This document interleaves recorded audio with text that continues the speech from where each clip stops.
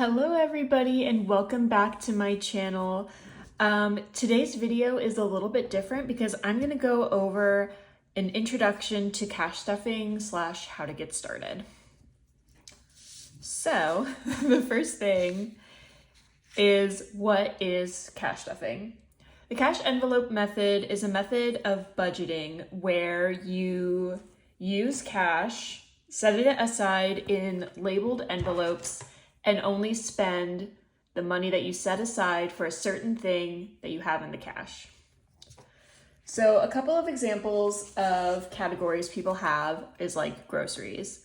So you stuff every week, or however often you get paid, a certain amount of money that you budget and only spend the money from that envelope on that thing. If you run out of money in that envelope, you're done spending money. So it's a pretty straightforward budgeting method. And I think that's kind of the definition. So really the first thing you need to get started is a really strong why. What draws you to the cash method in the first place? What is your big financial goals? Like, why are you getting started? You need a really strong why, because cash stuffing is honestly a huge lifestyle. It involves a lot of kind of like planning and coordination. You got to go to the bank like every week, every other week. It's a lifestyle change. And especially because a lot of cash stuffers end up totally getting rid of their credit cards and just using debit cards for their online purchases. So it can be a lifestyle switch if you're really used to charging everything on a card. Now you can totally, and I do this, you can use credit cards and the cash stuffing method, but the main kind of switch is for in-person purchases, you use cash and really only use your credit card online, and then to pay off your credit card, you take the money, you unstuff, and we'll go over what unstuffing is, and you'll take the money out of the envelope and then pay your credit card with that. So it's like paying with cash. But it's a lifestyle change, so you need a really strong why. That's going to be your motivation, and that's what's going to keep you on track with this. So the next thing that you're going to need to do is determine your income. Well, I guess you don't determine it. You have to figure out what it is. Obviously this is going to be with like your after taxes and after like all your benefits and stuff. You have to look at your income. And is one of my things? Yes. Okay. You have to look at your income because that's going to determine how much you have to stuff every week. Now for me, I don't cash stuff my bills, so I have to kind of set aside, that money. I think I'm jumping ahead of myself, but you have to determine your income because that is going to determine how much you have to cash stuff. Part of your income too is knowing how often you get paid. If you get paid weekly, it does kind of make it easier to cash stuff. But for me, I get paid bi-weekly now.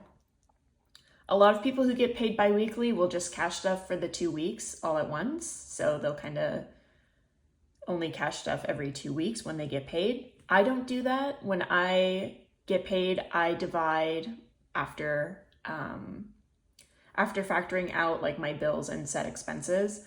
I factor out the remaining, I divide that by 2, and that's how much I have to stuff each week. So you can do it that way too. And then if you get paid once a month, well, then you would some people would only cash stuff once a month. I don't think that's super realistic because I believe in kind of budgeting and touching your money every week because I think it helps you stay on budget, but it's totally personal preference. Next thing you're going to do is look at your bank statement and investigate your expenses. This can be a harsh reality wake-up check because you have to look at where is your money going. And if you're used to paying with card, there's just like so many little expenses that add up, little purchases, and then all of a sudden you owe $600 and you're like, why do I owe $600 on my card? So you got to look at your bank statement. A lot of people will print it out and just start highlighting in different colors, like bills, groceries, like essential purchases, and then like their fun expenses. But you got to figure out every month, what are you spending your money on? Because this leads into the next step, which is categories. Once you figure out where your money is going, you're going to list out your separate categories, such as, your groceries and, if you go to Target, like household is another common one, health, gas, etc. I'm using my original envelopes that I used for my examples here, but you have to figure out what do you spend your money on and make those your categories. Don't look at other people necessarily and just copy what they're doing. It has to make sense for your life. If you don't spend money on something, don't make a category for it. There's no point in that. Your categories have to be personalized to you and what you actually spend your money on. And not just what you spend your money on, but also what you want to spend your money on. Because, you have to make space in your budget for your wants too. So then this comes into making your envelopes. Now you can get really fancy and use really beautiful ones. Like I have some really nice vellum ones that I got online. Do not start with this. This is a very expensive way. I'm not saying don't do it at all, because obviously that would make me a huge hypocrite. Do the fancy stuff later on. What you got to do at the start is, I swear, get the $2 box of security envelopes and write out your categories. So all you need is envelopes and a marker to get started with this method. You do not need to get fancy envelopes and binders at first. I'd recommend doing that later, because really you want to make sure that this is a method you can keep up with. And honestly, for a lot of us, when we start with this method, it's because a lot of us are in debt. And if you're in debt, kind of the last thing you really need to be doing is spending money on trying to get out of debt, if that makes sense. So just, get your little envelopes and a marker and get started. That's what I would recommend doing at first. So you're going to make your different envelopes, and you can set them into separate piles. I recommend having your wallet, because you need your money to spend every day for like your groceries, gas, household. You're going to have your like in-person money, the money that you carry with you. High priority.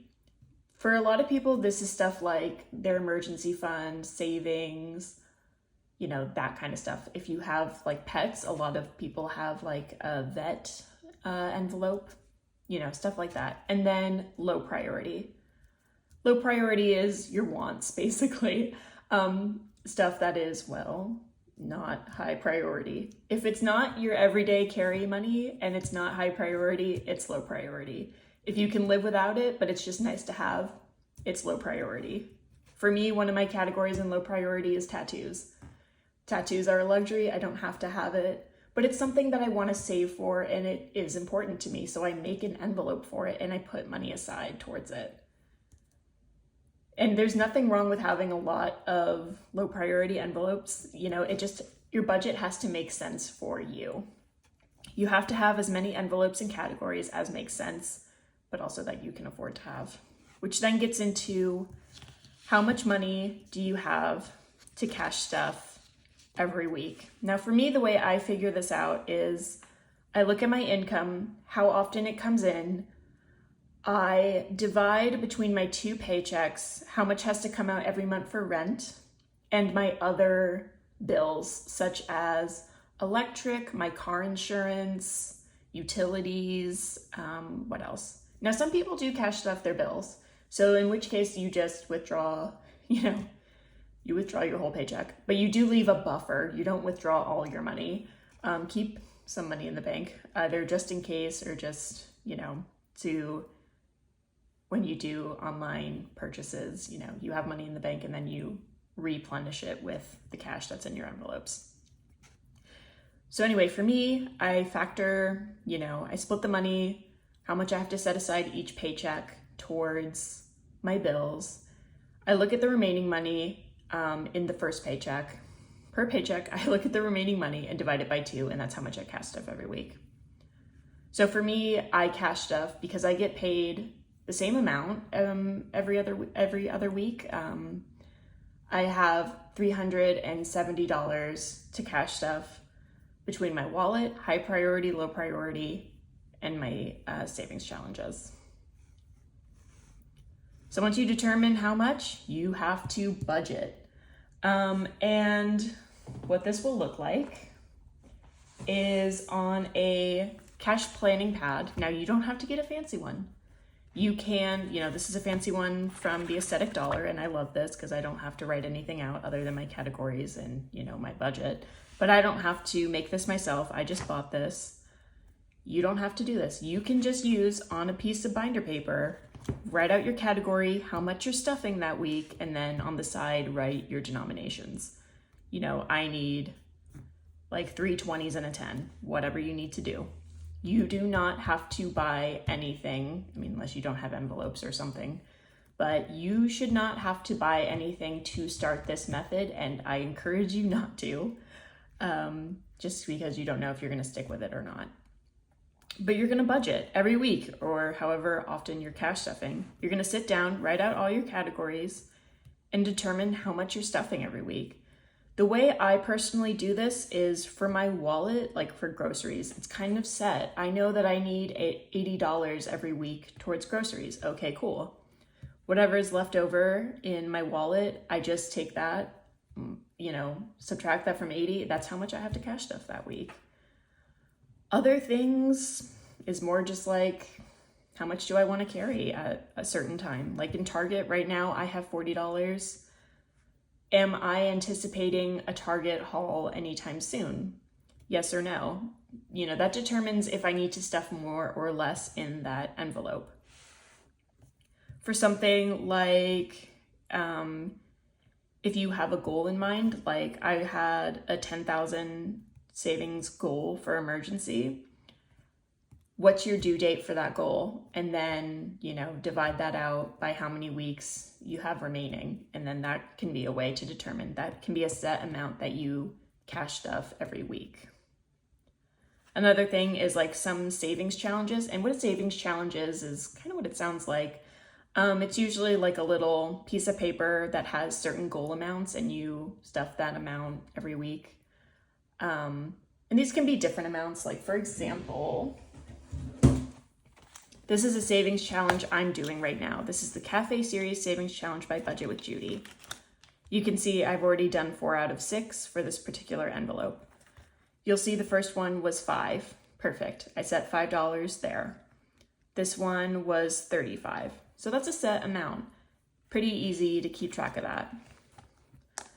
But for stuff like tattoos, which was not like, that's kind of an ongoing, just kind of sinking fund. Well, for me, that's kind of whatever is left over from my set amounts that I take out. So I take out from my 370, I take out, my set goals, my set amounts, and then whatever is left over, I divide that out by, honestly, what feels good. I prioritize the remaining envelopes, $20 here, $5 there. I just kind of give it whatever I can because honestly, I'm low income and you just have to make it work and try your best. But that's how I handle that. But you don't need a cash planning pad at first. I would recommend just using binder paper. So once you figure out how much you are going to cash stuff for that week, and you'll know too by looking at your bank statements how much you spend on certain things every week.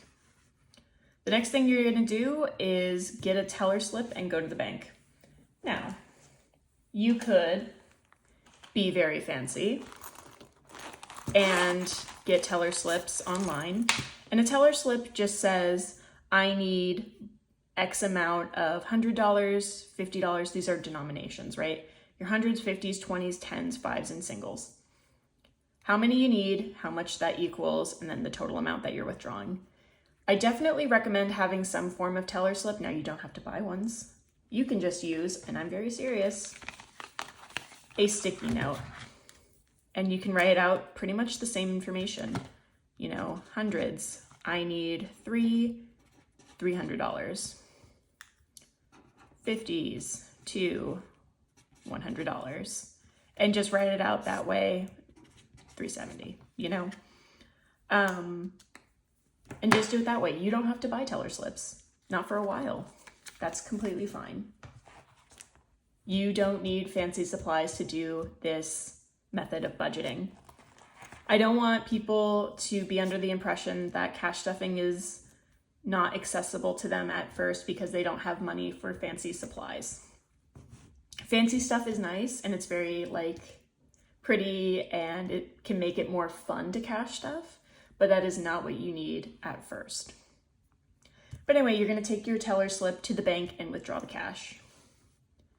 And then you're going to stuff your envelopes every week. And then this gets into the accountable, do the work, etc. You have to then do this every single week. After you withdraw the money, then you got to separate it out and put the money in the envelopes, and you got to do this every single week. You have to be accountable and hold yourself to it and not go back to the credit card and just spending money. You have to spend the money that's in the envelopes. A lot of people for accountability start YouTube channels. That's part of how my channel evolved into the budgeting, is I needed accountability and to take control of my budget. And it's a lot easier to do when I have to check in with this every single week to like make the content and keep the channel running. That's part of how I, keep up with this. But you have to find, and this goes back into your why. Why are you motivated to do this? And it just keeps cycling back to that why. So you have to find a way to keep up with it. The next thing you're going to do is, after keeping up with it for a couple weeks, you're going to do a combination every now and then of condensing and unstuffing. Now what unstuffing is, let's see, like from one of my categories, let's say health. This is for my prescriptions. So what I will do is I will take this envelope out and stick it in my wallet. I will pay with cash. I'll take this fully funded out because it will no longer be at the full amount that I need it to be. That is one method of unstuffing. Another is, let's say I had a medical expense and it was $25. I take the money out and I deposit it in the bank, and that is unstuffing, right? So it's just taking the money out to pay for something that you need to. It's paying the money that, paying with the money that you set aside. So that's unstuffing. And then we get into condensing, because after a while you're gonna stack up cash and it adds up so quickly. I really gotta tell you, it adds up faster than you think, even if you can only put $5 a week in a certain envelope. And sometimes for me, that's all I have for certain envelopes. Because again, I'm low income. I only have $370 to stuff every week. And I think I have like 20 envelopes to divide that across. So maybe more. So like you'll see here, I have these placeholders. Now placeholders is to indicate how much, this is a visual representation of how much cash I have in the bank. So an emergency, my emergency fund is $10,100. Now, obviously I'm not going to keep that in cash because first of all, it would not fit in this envelope. And second of all, you do want to protect your money, keep it safe. And it is much safer in the bank than it is in the envelopes. That's true. But this way, I have this money in a high yield savings account. It earns me interest. My money goes to work for me. So once you reach a certain amount, then you will put, usually the lowest amount people will do is every $100. Great, you stick this in, etc. Now, it's not just placeholders that you condense with. For example, like here, BB, $50. If I had two 20s and a 10, well, I can put the 50 in place and then put the lower denominations back in the bank to replenish my checking account. That's also condensing, is swapping the smaller denominations for larger ones. That's an important part of cash stuffing, is to every now and then condense how much you have and to unstuff what you've spent. So then, this is the end of my list. Okay, cool.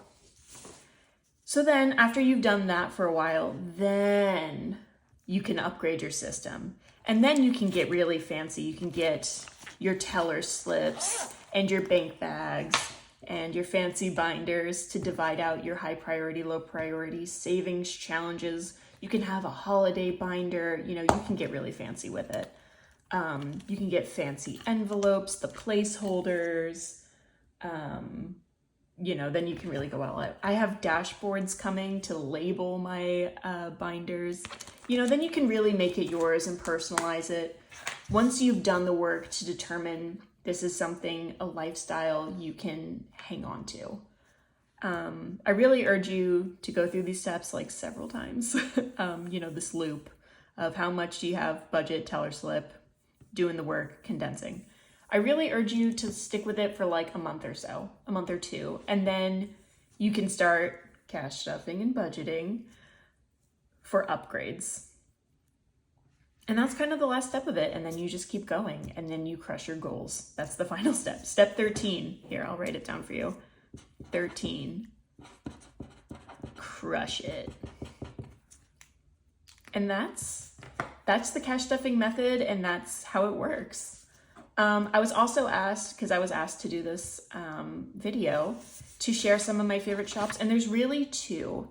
The first one is the Aesthetic Dollar. That's where I get most of my stuff, and you'll see that it's her stuff because it has her logo, AD. For example, this is I want to say it's the Poppy Money bag. It's this 2-pouch bank bag. So that's where I get my bank bags. That's where I get my binders. That is where I get my cash planning pad, my teller slip pad. I also got like a shopping pad from her, which I've since replaced with a section in my planner. But that's where I get that stuff. I get it from her. I also, for my financial agenda, which I don't show too much on my YouTube channel just because it's not terribly exciting to update. It's very short to update that every month because I just kind of check off when I pay bills. It's not terribly exciting. So that's where I get that stuff. The second shop I highly recommend is Simply Budgeted. And by the way, Emily owns the Aesthetic Dollar, and she also has a YouTube channel, which I highly recommend checking out. I'll have her handle in the title of this video. Her name is Emily. I'm becoming friends with her. Hi, Emily. I talk to her all the time, and I think she's a good friend of mine. And then Simply Budgeted. So the Aesthetic Dollar is just theaestheticdollar.com. That's how you can find her. Simply Budgeted. She's on Etsy. Her name is Amanda. So obviously that's great. She's who I get my envelopes and now these new placeholders. That's where I get those from. So those are two shops I highly recommend. Great business owners, Emily and Amanda. They have been great to work with. Anytime I have a question on my orders, they respond very quickly. I mean, not like instantly. They're both busy moms, but busy moms and small business owners. But they respond. They're always very polite, and they do just the extra mile to make you work. If anything ever happens with your order, both of them are very responsive. Like Simply Budgeted, my envelopes, my first order got lost in the mail, or something happened with USPS. And so she remade, I felt so bad. She remade all of my envelopes, and I had an order of like 25 envelopes, and I felt so bad she had to remake them all. Because custom envelopes, it takes a lot of time. That's why they're so expensive, is it takes a lot of time and materials to make them. So I'm very grateful to all of the small businesses that make those envelopes, because they are such a luxury and they make the cash stuffing method so much more fun. But those are the two shops I highly recommend. That's where I get all my stuff. Otherwise, that is the intro to the cash stuffing method and the shops that I recommend. I really hope this video was helpful. Definitely comment down below any questions that I wasn't able to answer in this video. I would love to answer them, no problem. And definitely make sure to like, comment, and subscribe if this video was helpful. It really goes a long way to support a small channel like mine. But that is all for today's video. I really hope it was helpful, and I will see you next time. Goodbye.